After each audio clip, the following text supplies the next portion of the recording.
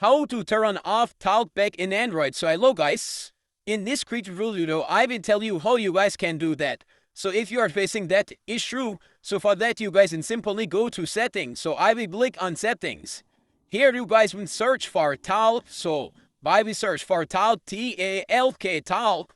Now here you guys can see on top TalkBack, so simply click here. Once you click here, you guys will see TalkBack, select to speak, describe images, text to speech settings. So simply click on TalkBack. Once you click here, you guys can see TalkBack shortcut off. Also two turning buttons, like one was to TalkBack, other was shortcut. So when your TalkBack was on, it will be on. Here you will simply click on TalkBack toggle button and it will be off. And when you click on it, it will turn on. And also there's another way on Android to TalkBack off.